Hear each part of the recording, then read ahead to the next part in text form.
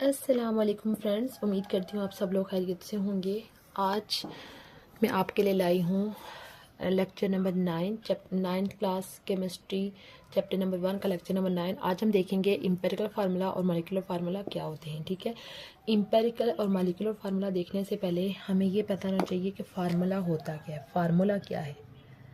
Formula, अब आप देखें कि आप बहुत सारे केमिकल्स के नाम पढ़ते हैं, जैसे वाटर है, उसके बाद सोडियम क्लोराइड है, सोडियम क्लोराइड। ठीक है, ये तो इन एलिमेंट कंपाउंड्स के नाम हैं। ठीक है, इन्हीं कंपाउंड्स को जब हम इनके लिखेंगे, यानी कि सिंबल्स को आपस में मिला के लिखेंगे कि ये जो वाटर है इसके कौन से एलिमेंट्स से मिलके बना हुआ है, सोडियम क्लोराइड कौन से एलिमेंट से मिलके बना हुआ, वो क्या कहलाएगा? फार्मूला। यानी फार्मूला की क्या डेफिनेशन होगी? Symbolical representation of any compound is known as a formula. यानी कि जब हम सिंबल्स की फॉर्म में किसी कंपाउंड को लिखते हैं तो वो क्या कहलाता है? फार्मूला। सपोज वाटर है, वाटर को सिंबल्स की फॉर्म में हम कैसे लिखते हैं? H2O। सोडियम क्लोराइड को सिंबल की फॉर्म में लिखते हैं NaCl। ये जो हमने सिंबल्स लिखी हैं ये इनके क्या कहलाएंगे? फार्मूलाज। ठीक है, अब फार्मूलाज तो वैसे 3 तरह के फार्मूलाज होते हैं। एक होता है empirical formula, molecular formula, structural formula. But यहाँ पे आज जो है हम 2 फार्मूलाज के बारे में डिस्कस करेंगे। एक है इम्पेरिकल, यहाँ पे लिख लेती हूँ, empirical formula and molecular formula. Empirical और दूसरा फार्मूला क्या है? Molecular, molecular formula. अच्छा, अब जो इम्पेरिकल फार्मूला होगा वो हमें, यानी अब आप मैं पीछे हम पढ़ चुके हैं कि सबसे पहले यानी एलिमेंट्स होते हैं, एलिमेंट्स मिलके या तो यानी मॉलिक्यूल्स बना रहे होते हैं। ठीक है, मॉलिक्यूल्स आगे 2 तरह के होंगे, या तो वो एलिमेंटल फॉर्म में होंगे और या तो कंपाउंड की फॉर्म में होंगे। ठीक है, किसी भी कंपाउंड के अंदर कौन से एलिमेंट्स प्रेजेंट हैं और उनके दरमियान क्या क्या सिंपलेस्ट रेशो है वो हमें बताएगा हमारा इम्पेरिकल फार्मूला। ठीक है, इम्पेरिकल फार्मूला हमें क्या बताएगा? Show simplest whole number ratio, simplest whole number ratio, simplest whole number ratio. Ratio किसके दरमियान बताएगा? Ratio of atoms of each element, यानी हर एलिमेंट के जितने एटम प्रेजेंट हैं किसके अंदर? इन अ कंपाउंड। किसी भी कंपाउंड के अंदर किसी एलिमेंट के कितने एटम प्रेजेंट हैं उनके दरमियान जो है वो सिंपलेस्ट रेशियो के बारे में कौन सा फार्मूला बताएगा? Empirical formula. यानी कि ये जो फार्मूला होगा ये हमें मुकम्मल तौर पर ये चीज़ नहीं बताएगा कि ये जो कंपाउंड है इसके अंदर कौन सा एटम जो है वो कितना प्रेजेंट है।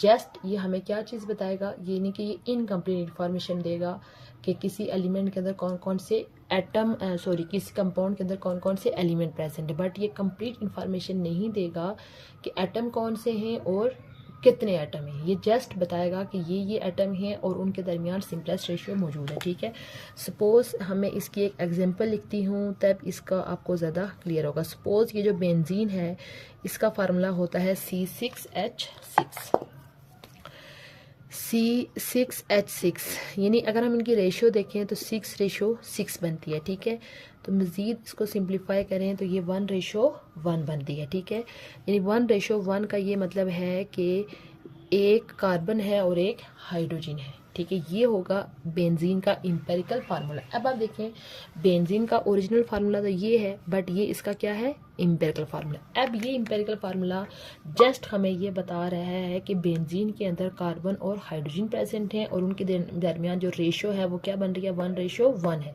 बट ये एक्चुअल इंफॉर्मेशन नहीं दे रहा कि उनके अंदर यानी कि कौन से एलिमेंट जो है वो कितने एलिमेंट उसके अंदर प्रेजेंट है। ठीक है, उनकी क्वांटिटी जो है वो हमें उसके बारे में नहीं बता रहा। इस तरह के तमाम फार्मूलाज जो कि जस्ट कंपाउंड के अंदर मौजूद एटम्स की जो है वो जस्ट इंफॉर्मेशन देंगे कि उनकी रेशियो क्या है और कौन कौन से एलिमेंट प्रेजेंट हैं, इस तरह के फार्मूलाज को बोलते हैं इम्पेरिकल फार्मूला। जैसे कि हम एक और एलिमेंट में अगर यहाँ पे डिस्कस करूँ C6H12O6, ये ग्लूकोज का फार्मूला है। अगर हम इसकी रेशियो देखें ये होती है 6:12:6। यहाँ पे 1:2:1 ये रेशो हो जाएगी। तो इस हिसाब से अगर हम इसका फार्मूला देखें CH2O, ये इसका बनेगा इंपेरिकल फार्मूला किसका, ग्लूकोज का। ये कौन सा कंपाउंड है, ग्लूकोज है, और ये उसका क्या बनेगा, इंपेरिकल फार्मूला बनेगा। ठीक है, तो उसके बाद इंपेरिकल फार्मूला में से ही एक न्यू टर्म आती है, इंपेरिकल फार्मूला मैस। इंपेरिकल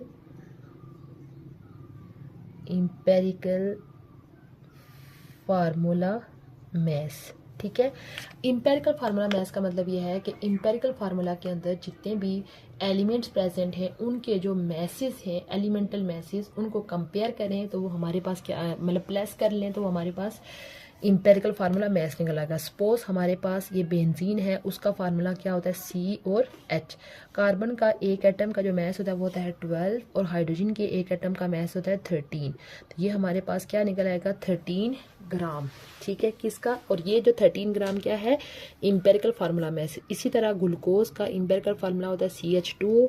अगर हम इसका मैस देखें तो कार्बन के एक एटम का मैस 12 है, हाइड्रोजन के एक एटम का मैस 1 होता है, बट 2 एटम है उनका मैस 2 हो जाएगा, और ऑक्सीजन के एक एटम का मैस होता है 16। इनको प्लस कर लें, 16, 18, और ये टोटल कितना बन जाएगा, 30 ग्राम बन जाएगा। और ये जो मैस है ये क्या है, इंपेरिकल फार्मूला मैस है।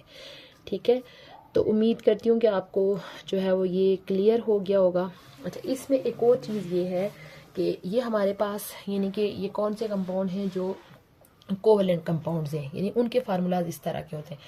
बट हमारे पास जो आयनिक कंपाउंड होते हैं उनके फार्मूलाज जो होते हैं, सपोज अगर हम आयनिक कंपाउंड देखें, आयनिक कंपाउंड में आपने याद रखना है कि उसके अंदर मॉलिक्यूल्स नहीं होते, बल्कि उसके अंदर क्या होते हैं, आयन्स होते हैं। सपोज हम अगर NaCl की बात करें तो ये जो कंपाउंड है ये 2 आयन से मिलकर बना हुआ है, सोडियम और क्लोरीन।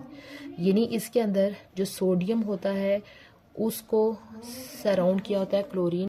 आयनिक कंपाउंड का स्ट्रक्चर इस तरीके से होगा, यानी कि ये दरमियान में अगर पॉजिटिव आयन है तो उसको नेगेटिव आयन ने सराउंड किया होगा, तो इसी तरह अगर नेगेटिव आयन है तो उसको पॉजिटिव आयन ने सराउंड किया होगा। तकरीबन जो है वो 6, यानी कि 6 आयन्स ने दूसरे आयन को सराउंड किया होता है। तो अब यहाँ पे इनकी ये ऑलरेडी सिंपलेस्ट फॉर्म में है, यानी एक इसमें इनकी रेशो ही 1:1 आ रही है। तो ये जो कंपाउंड होते हैं इनके जो फार्मूलाज होते हैं उनको ना तो इंपेरिकल फार्मूला बोलते हैं और ना ही मॉलिक्यूलर फार्मूला बोलते हैं, बल्कि इन जितने भी आयनिक कंपाउंड्स होते हैं उनके फार्मूला के लिए एक अलग टर्म यूज़ की जाती है, फार्मूला यूनिट्स। इसके लिए क्या टर्म यूज़ की जाती है, फार्मूला यूनिट्स, क्योंकि इसमें मॉलिक्यूल्स होते ही नहीं हैं बल्कि आयन्स होते हैं, तो उस हिसाब से फिर इनके फार्मूला का अलग नाम होता है, यानी कि फार्मूला यूनिट। ठीक है, अब हम अगर मॉलिक्यूलर फार्मूला की बात करें तो जिस तरह से empirical formula just simplest ratio के बारे में बताता है, तो जबकि ये कंप्लीट इंफॉर्मेशन देता है एटम्स की। ठीक है, इट शोज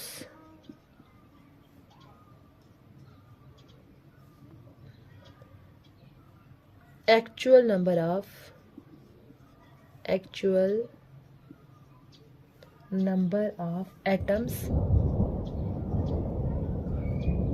of element